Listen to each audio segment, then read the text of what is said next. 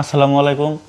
আপনারা জানেন যে গত জানুয়ারি ৩ তারিখে ইন্ডিয়ান নারায়ণা কেয়ার হসপিটালে রাফসানের হার্টের অপারেশন হয়। তো ৩ মাস পরে ওর ফলো আপের একটা ডেট ছিল যে এখান থেকে একটা ইকো করায় ওখানে রিপোর্ট দিতে হবে যে ওর হার্টের কী অবস্থা, এটা জানার জন্যে। তো আজকে আমরা ঢাকায় আসছি রাফসানের ইকো করানোর জন্য, ডাক্তার দেখানোর জন্যে।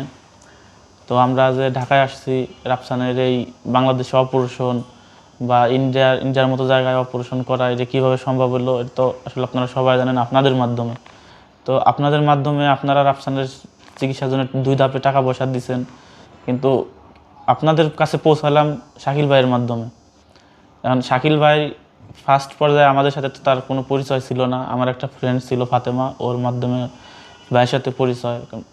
রাফসান তো জন্ম থেকে অসুস্থ ছিল, প্রিম্যাচিউর বাচ্চা ছিল, নানা রকম সমস্যা ছিল, কিন্তু 1.5 বছর বয়সের সময় ওর হার্টের সমস্যা ধরা পড়ে।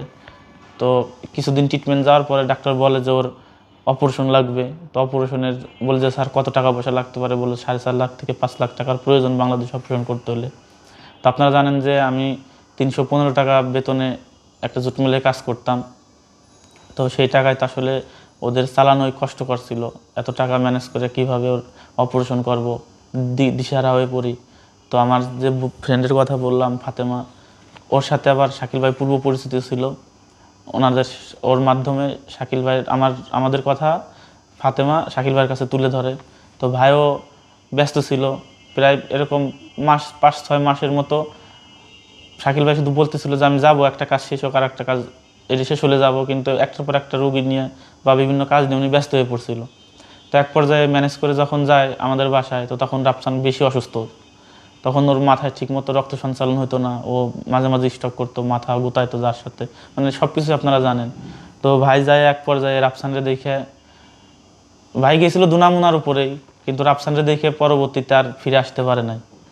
তো ভাইয়ের মাধ্যমে আপনাদের কাছে আমরা পৌঁছাইলাম। আপনারা বাংলাদেশের রাফসানের অপারেশনের টাকা দিলেন, 5-7 লাখ টাকার ব্যবস্থা করে দিলেন। বাংলাদেশে অপারেশন করলাম, রাফসান অসুস্থ হয়ে পড়লো, আইসিইউতে লাগলো, অপারেশন ফেল গেল। কিন্তু পরবর্তীতে যখন এই বিষয়গুলো আবার ভাই তুলে ধরলো আপনাদের মাধ্যমে, আপনারা আবার আমার রাফসানের জন্য 10-12 লাখ টাকা দিলেন ইন্ডিয়ায় অপারেশনের জন্য।